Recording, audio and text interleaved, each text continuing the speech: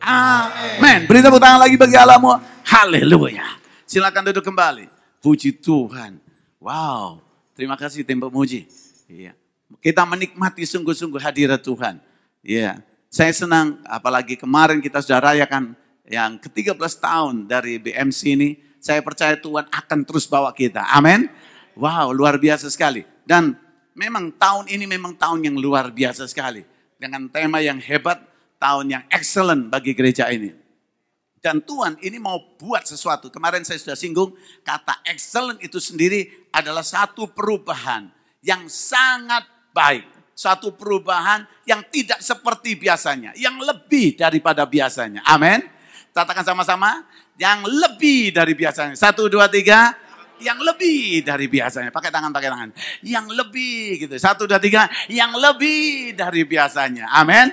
Haleluya. Terus katakan lagi. Yang beda dari biasanya. 1, 2, 3. Yang beda daripada biasanya. Amin. Mari kita langsung saja Yoel 2 ayat yang ke-25 mengatakan begini. Ya. Yoel pasal yang kedua ayat yang ke-25. Haleluya. Ya, kita akan baca dua ayat ini, 25 sampai 26. Ini luar biasa. Haleluya. Dikatakan gini, aku, sama-sama kita baca, aku akan memulihkan kepadamu tahun-tahun yang hasilnya dimakan habis oleh belalang apa? Pindahan. Sama-sama yang keras, belalang pelompat, belalang pelahap, belalang pengerip, tentaraku yang besar yang kukirim ke antara kamu. Ayat 26 pasti suka semuanya. 1, 2, 3. Maka kamu akan makan banyak-banyak. Haleluya. Ulang lagi. 1, 2, 3. Maka kamu akan makan apa? Banyak-banyak. Dan menjadi kenyang. Yang berat itu kalau makan banyak terus tidak kenyang-kenyang. Itu orang Surabaya bilang akeh wong bambungi. Gitu. Tapi inilah dia. Maka kamu akan apa?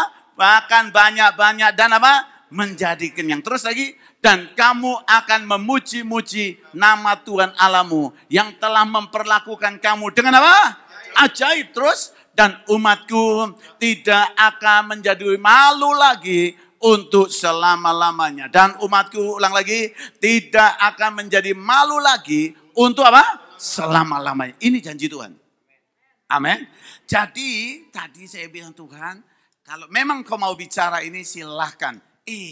Saya senang. Lagu sebelum firman tadi, lagu tentang doa. Iya benar Pak Lukas tadi cerita yang diizinkan untuk jadi saluran Tuhan memberikan lagu ini di tim pemuji ini, penyanyi saudara di sini. Wow, luar biasa. Saya masih ingat betul. Tahun lalu saya nyanyi-nyanyi kok di Indonesia. Saya lupa. Nggak taunya dari Philadelphia. Cek jauh nih saya bilang kita. Luar biasa. Mantap. Beri tepuk tangan dulu bagi Allahmu. Haleluya. Nah, jadi saya teruskan pada saudara bagian pertama ini, pada pagi hari ini. Maka kita akan melihat bagaimana Tuhan akan memulihkan tahun yang hasilnya dimakan habis ayat 25 oleh belalang apa? Pindahan. Yang pertama itu belalang pindahan. Nah, belalang pindahan ini, dia itu sukanya pindah-pindah tempat. Ya. Nah, saudara bukan belalang pindahan yang suka pindah-pindah tempat. Amin. Haleluya. Amin. Engkau akan bertumbuh kuat di gereja ini. Nah, saya teruskan pada saudara bahwa belalang pindahan itu memakan daun dari tumbuh-tumbuhan. Nah, daun bagi bagian tumbuhan adalah tempat pengolahan masakan. Ya, diolah di sana, dicerna di sana. Nah, dalam pandangan kita sebagai orang percaya, daun ini bicara tentang saat teduh kita, jam doa kita. Nah, ini yang Tuhan mau pulihkan. Supaya apa? Supaya engkau mempunyai kekuatan yang luar biasa yang membuat engkau excellent. Lain daripada yang lain. Amin. Tidak sama dengan dunia ini. Ini yang luar biasa. Jadi Tuhan akan memulihkan pengertian doa agar umat Tuhan kembali berdoa. Amin. Jadi waktu saya bertobat dan terima Yesus, saya pernah bersaksi juga di sini. Tapi saya singgung sedikit. Waktu Tuhan menjamah saya, itu cuma satu alasan. Karena saya anaknya pendeta, kamar saya itu dekat sekali sama mimbarnya. Jadi kalau orang mepet dikit gitu, itu kamar tidur saya. Ya, jadi saya dari dulu nggak taunya deket-deket sama Tuhan mestinya ya. Sampai tidurnya pun di belakang mimbar ya. Nah, saya mau terusin. Tetapi saya sempat jauh dari Tuhan. Kenapa? Alasan pertama yang membuat saya jauh sebenarnya sepele sekali. Yaitu saya kecewa sama orang Kristen yang lebih dewasa. Nah itu bahayanya. Kita harus jadi contoh dan belajar rendah hati. Amin. Kalau keliru jangan tunggu lama-lama. Minta maaf. Amin. Saya kagum dengan gembala saudara kemarin mengakui bahwa semua ini bisa terjadi dan berkata bahwa saya punya kelemahan juga, kekurangan. Dan orang-orang yang seperti itu akan diangkat Tuhan dengan luar biasa. Amin. Beri tepuk tangan dulu, luar biasa. Nah, waktu itu saya juga gitu. Jadi saya masuk gereja, sudah tahu bahwa saya hari-hari itu pokoknya lagi kena pergaulan. Waktu saya masuk ke gereja, persis mau masuk, ada majelis berdiri di situ dan berkata, Victor, dia langsung ngomong, saya ada beberapa teman di situ, yang langsung bilang, Victor, kamu itu anaknya pendeta, beri contoh yang baik. Maksudnya betul, tapi waktunya nggak tepat dan tempatnya tidak tepat. Kaget saya. Dan itu di depan teman-teman. Ini langsung naik. Zup. Ya. Oh gak boleh kon. Saya bilang gitu. Dia kan naik mobil ya. Udah. Dia masuk gereja, dia nyanyi. Saya tak kemposi 4 ban. Gak boleh ya. Itu mulainya. Nah, dan hari-hari itu saudaraku, pelan-pelan grogot ini. Saya dulu walaupun kecil kurang ngerti Tuhan, tapi setiap jam 4:30 pagi, saya diajar orang tua saya berlutut dan berdoa. Saya berlutut sembahyang. Ngerti nggak? Ngerti pokoknya sembahyang. Sembahyang, oh Tuhan terima kasih untuk makanan, minuman, hari baru, pokoknya begitu. Tapi lambat laun rasanya nggak nyentuh lagi. Dan apa yang terjadi? Saya mulai jauh dari Tuhan dan selesai keadaan tambah lama tambah buruk.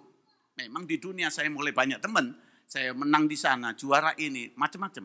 Termasuk di diskotik dan seterusnya. Saya kalau datang ke diskotik dulu di Surabaya, langsung dapat duit. Gak ngapa-ngapain. Gitu. Muncul aja, wah luar biasa, langsung dikasih salaman, suruh duduk, ditawari ini, semuanya. Itu cara iblis mengikat manusia. Memberikan satu kesenangan yang semu. Tapi waktu saya susah, gak ada yang bisa tolong. Dan apa yang terjadi? Singkat cerita, saya pamit ke Tuhan, mau ke gereja dulu, terus pulang dari gereja, saya tak habisi hidup ini. Gitu. Apa yang terjadi? Saya datang ke gereja dan waktu itu pendeta Jeremy Arim almarhum ditunjuk Tuhan untuk menyampaikan suara Tuhan.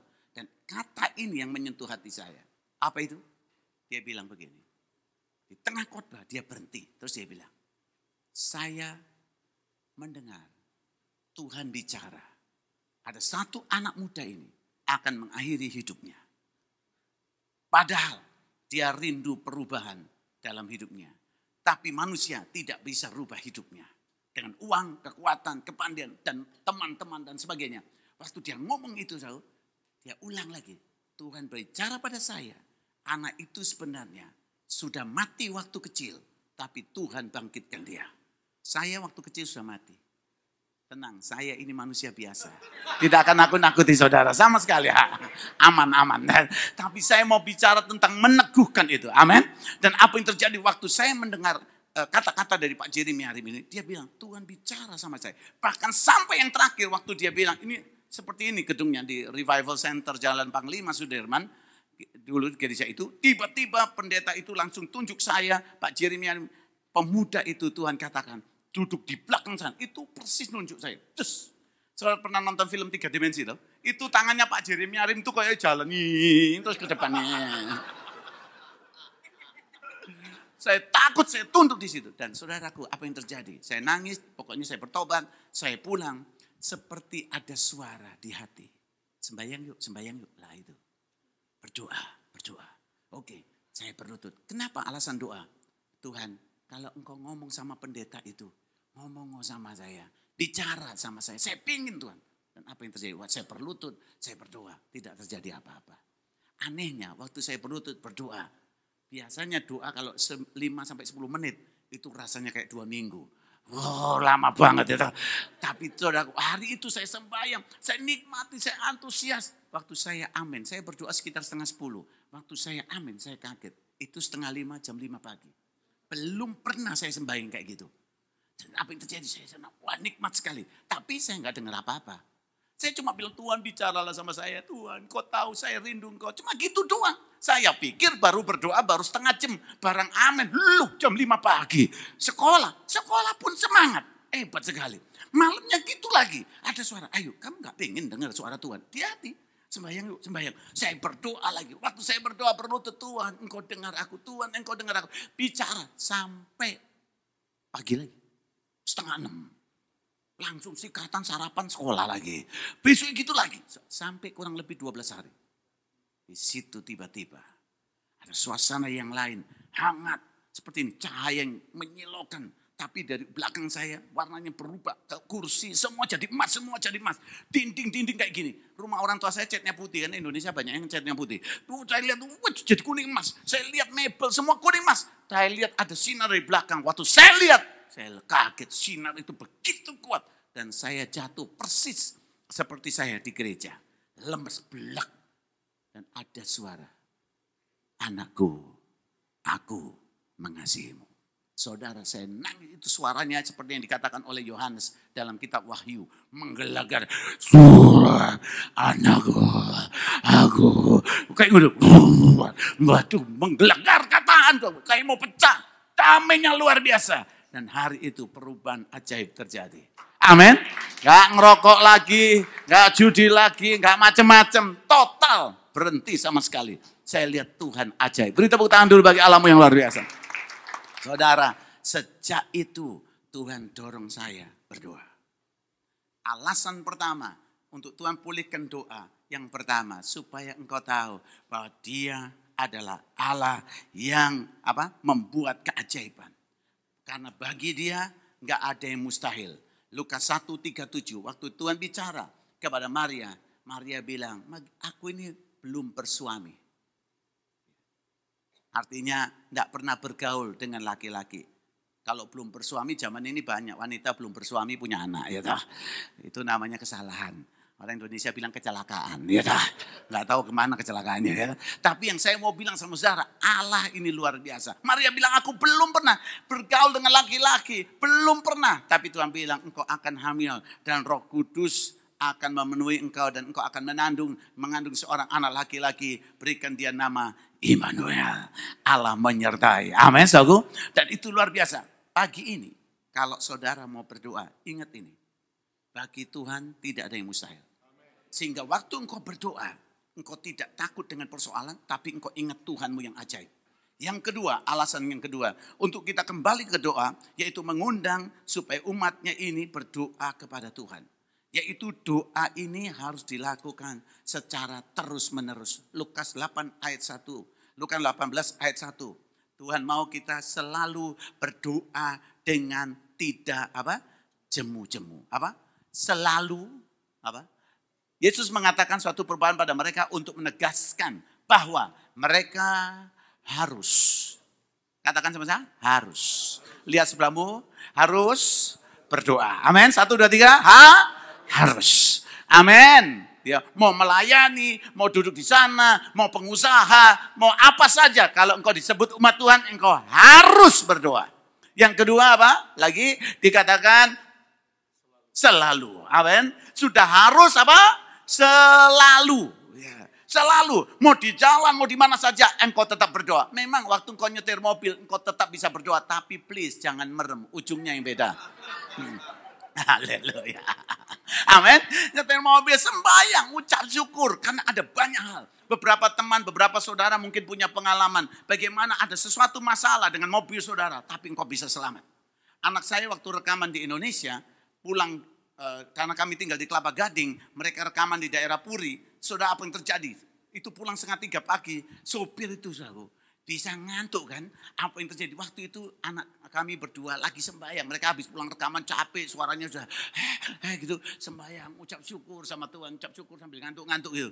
Apa yang terjadi? Tiba-tiba mobilnya selip. Wow. Waduh, dia kaget. Wih, saudara tahu. Itu truk katanya. Persis kelihatan. Dan itu mobil itu persis badan itu. Persis mobil, lampu truk itu persis di depan anak saya.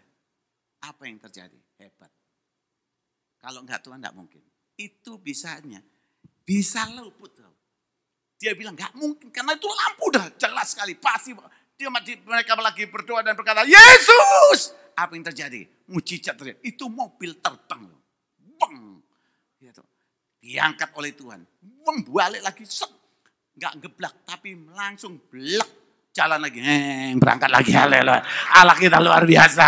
Waduh, sopirnya minta maaf, dia bilang, sungguh. Tapi itu kalau nggak Tuhan nggak bisa. Karena ban itu pasti bisa patah. Karena dia selip langsung ke arah truk gitu. Dan hebat, Allah bisa lakukan sesuatu. Bagi Allah, tidak ada yang mustahil. Selalu berdoa, amin. Dan ini yang ketiga, dengan tidak jemu-jemu. Kalau belum kelihatan terus, jangan berhenti sembahyang. Amin. Amin, saudaraku. Ya, sembahyang terus, sembahyang. Apapun terjadi, seperti lagu tadi. Tuhan itu luar biasa. Yang selanjutnya, dengan rasa bersyukur. Kalau engkau mengucap syukur kepada Tuhan, kalau engkau berdoa, karena engkau percaya pada dia. Kau tahu dia pasti buka jalan. Cuman jalannya Tuhan tidak seperti yang kita pikirkan. Amin. Kalau seperti kita pikirkan, berarti Tuhannya adalah saudara dan saya. Gitu. Amin. Dan Tuhan punya jalan itu, jalan-jalannya yang ajaib. Gak pernah terpikirkan. Gitu.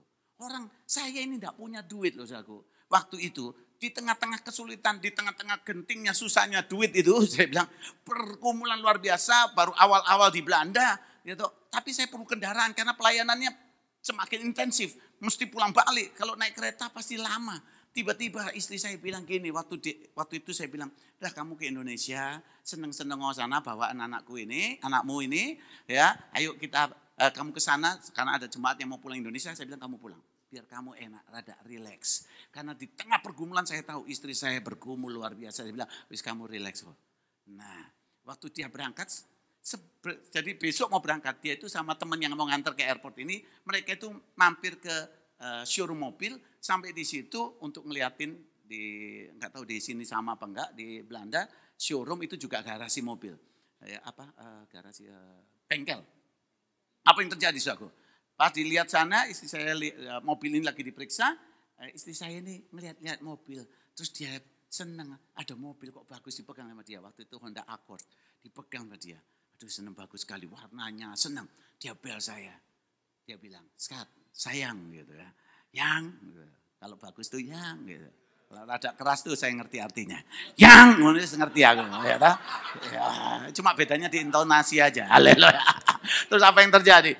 Tahu-tahu dia bilang, yang, ya, ada mobil bagus yang, aku senang sekali yang.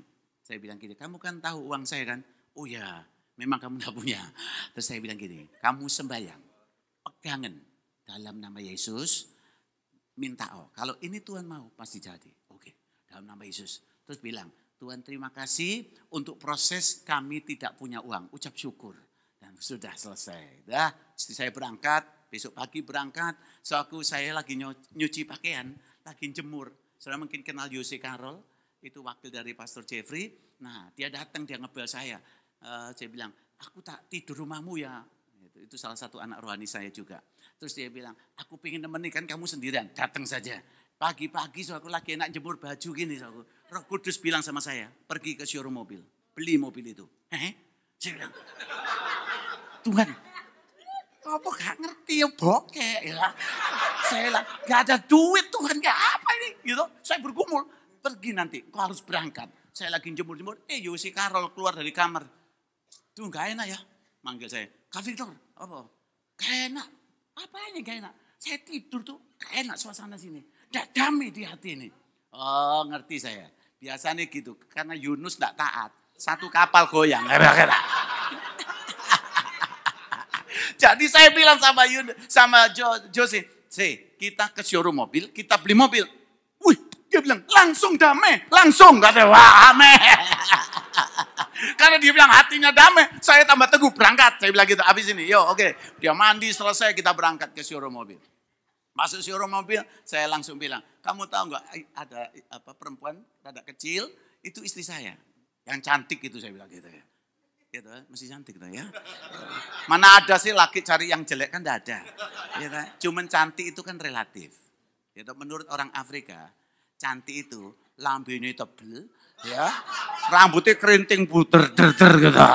Itu Afrika. Tapi kalau di Cina, waktu saya 96 di Cina, saya juga tanya-tanya yang kayak gitu. Dibilang di Cina itu, orang cantik itu, satu, mulutnya tipis, cheese. Matanya sipit. Kenapa? Supaya lek ngamuk angel. Itu cantik menurut Cina. Haleluya. Nah, menurut orang di Eropa di mana saya tinggal, cantik itu artinya lain daripada yang lain. Jadi kadang-kadang laki ganteng keren yo. Wedoke welek ngelewes. Waduh, Tuhanku Yesus. Ya namanya lain daripada yang lain. Yang penting ya. Nah, itu yang terjadi. Jadi yang mau menikah jangan bingung. Pokoknya Tuhan tahu hatimu. Amin. Ya, kalau itu cocok udah jangan wajah ini bisa berubah. Yang umur 50-60 bahaya. Tanda-tanda mulai terjadi ya perubahan. Tapi ucap syukur pasti Tuhan buat sesuatu. Nah, terusin saja. Apa yang terjadi? Dia bilang, "Oh ya. Oh itu istrimu ya. Kamu tahu nggak mobil yang mana yang dia lihat dia senang? Oh, yang di belakang. Sampai di belakang saya lihat. Wih, itu bagus, gede. Saya pegang puji Tuhan dalam nama Yesus. Luar biasa. Udah. Terus, kamu senang juga? Oh, saya senang. Karena istri saya senang, saya senang. Udah, singkat cerita, dia bilang, oke ini harganya. Dia bilang gitu. Wih, itu di atas 28.000. Larang banget euro. Golden. Saya bilang, waduh kok mahal ya. Saya itu pura-pura nawar. Tak tawar, 20.000. Wah, gaya. Gak nggak duit, 20.000.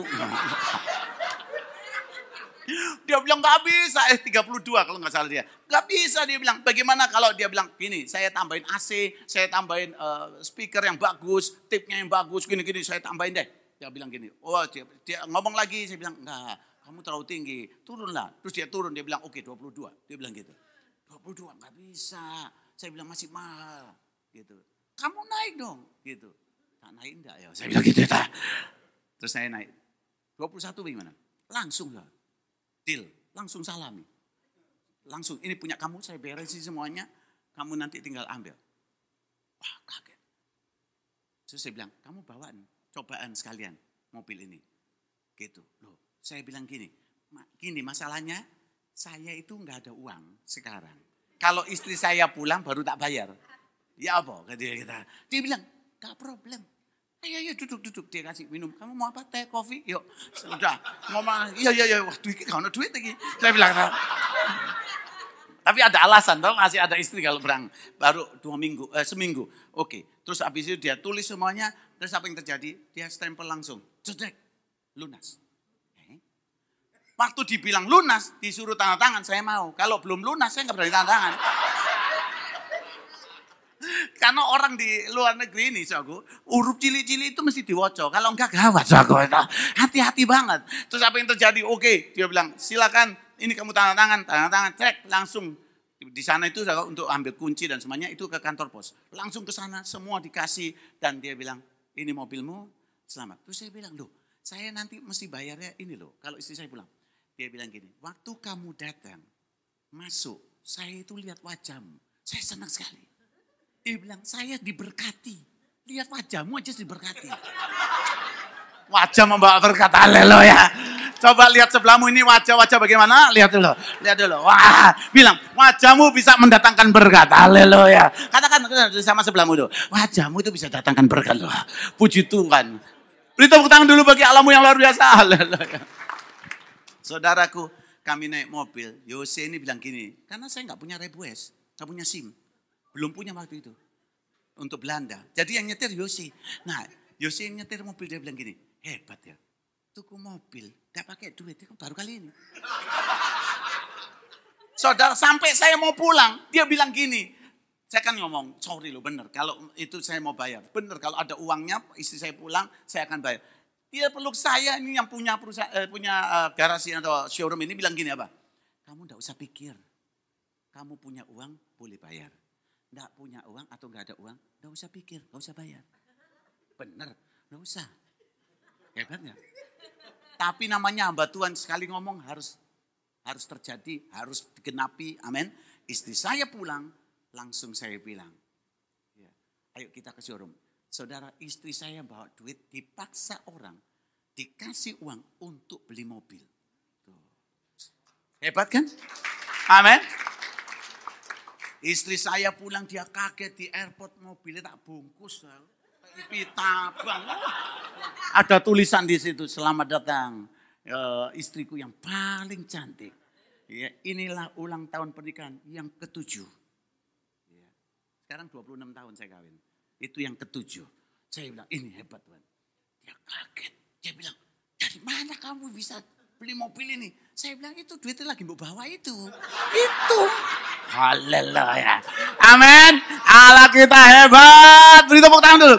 Terus apa yang terjadi? Saya langsung ke showroom mobil pagi-pagi. So aku ketemu dia. Hey, halo Victor. Apa kabar? Dia bilang, oh bagus. Saya bilang, istri saya sudah pulang. Ini duitnya. Dia bilang, gak usah bayar, Vic. Gak usah. Dia bilang, please. Enggak. Mulut saya sudah katakan, istri saya pulang saya bayar. Ini tak bayar. Dia bilang hebat sekali. Langsung dia tanya, kerjaanmu apa? Pendeta. Hebat. Dia bilang, ini, haleluya. Beri tepuk tangan dulu bagi Allahmu yang luar biasa. Amin. Iya. Karena saudaraku yang selanjutnya yang saya harus tulis di sini, bahwa waktu saudara berdoa, Tuhan itu mendengar anak-anaknya. Mari kita lihat langsung Mazmur 18 ayat yang ke-7, nomor 3. Jadi Tuhan mendengar doa-doa. Yang pertama tadi, melakukan apa saja, Tuhan tidak ada yang mustahil bagi dia. Yang kedua, mengundang umatnya untuk berdoa kepadanya dengan beberapa hal. Yang ketiga, Tuhan mendengar doa-doa anaknya. Mazmur 18 ayat 7. Boleh dikeluarkan? Mazmur 18 ayat 7. Ini luar biasa sekali. Ketika aku dalam kesesakan. 1, 2, 3. Jadi waktu saya dengar lagu tadi dinyanyikan. Saya bilang, Tuhan engkau hebat. Engkau hebat. Waktu saya berlutut berdoa sebelum ke sini. Tuhan bilang, sampaikan ini minggu pagi. Jadi waktu saya dengar lagu dinyanyikan tentang doa, luar biasa. Mari kita baca. 1, 2, 3. Ketika aku dalam kesesakan, aku berseru kepada Tuhan. Kepada Allahku, aku berteriak minta tolong. Ia mendengar suaraku dari baitnya. Teriakku minta tolong kepadanya sampai ke telinganya. Amin. Sampai dia dengar. Katakan sama sebelahmu, Allah dengar doa-doamu. Yes, amin. Belum semua, bilang cuma Allah dengar doamu. 1, 2, 3. Allah apa? Dengar. Dia dengar semuanya. Dia dengar semuanya. Saat-saat di waktu saudara susah, pergumulan, namanya persoalan saudara, tidak pernah datangnya sendirian. Biasanya kalau satu persoalan datang terus berikutnya datang lagi gitu loh. Tetapi semua persoalan ada batasnya. 1 Korintus 10:13. Pencobaan yang kamu alami adalah pencobaan biasa, tidak melampaui kekuatan. Dan kalau engkau dicobai, ia akan memberikan jalan kepadamu, jalan keluar sehingga kamu dapat menanggungnya. Amin. Kau bisa tanggung. Yang terakhir, yang keempat, ia menjawab doa. Aku berseru kepadamu karena engkau menjawab aku, kata Mazmur 17 ayat 6. Mazmur 17 ayat 6 berkata, aku berseru kepadamu karena engkau menjawab aku. Kalau Tuhan tidak jawab doa, kita akan putus asa. Mungkin saya tidak akan pernah berdoa lagi. Tetapi saya melihat bagaimana Tuhan menjawab doa-doa dan doa itu. Amin. Dia jawab luar biasa. Saya bilang, Tuhan engkau hebat. Engkau luar biasa. Terakhir, saya tambahkan ayat ini. Yaitu Mazmur 34 ayat 8. Apabila orang-orang benar itu berseru-seru, maka Tuhan mendengar dan melepaskan mereka dari kesesakannya. Maka saudara akan alami excellent itu dalam hidup saudara. Sama-sama baca terakhir. Bukan? Mazmur 18. 34 ayat 18 berkata di situ. Ya. Oke. Dikatakan dengan jelas sekali. 1, 2, 3, baca terakhir. Apabila orang-orang benar itu berseru-seru, maka Tuhan mendengar dan melepaskan mereka dari segala kesesakannya. Tuhan mau bawa saudara masuk lagi ke tempat doa itu supaya ada perubahan yang luar biasa. Saya percaya bahwa Tuhan mendengar doa. Angkat tanganmu tinggi-tinggi. Wow. Beri tepuk tangan dulu bagi Allahmu yang luar biasa. Pemain musik boleh nyanyikan lagu tadi. Kita nyanyi lagu itu. Lagu yang disampaikan tadi. Dia menjawab doa kita. Haleluya. Kok saya rasa ya. Memang pagi ini beberapa saudara. Ya, ada yang sempat kehilangan suasana doa itu sendiri. Sehingga engkau tidak percaya. Hampir tidak yakin. Bahwa Tuhan sanggup menjawab doa. Tapi pagi ini kita ambil waktu. Untuk berkata Tuhan aku mau kembali. Untuk berdoa. Karena Yesus berkata. Akulah jalan. Kebenaran dan hidup. Tiada seorang sampai kepada Bapa kecuali melalui aku. Kalau engkau belum terima Yesus sebagai Tuhan dan Juru Selamat, terimalah Dia sebagai Tuhan dan Juru Selamat. Maka Yohanes 14 ayat 14 bilang, kalau engkau minta di dalam namaku, aku akan melakukannya. Mari kita nyanyikan lagu ini sama-sama.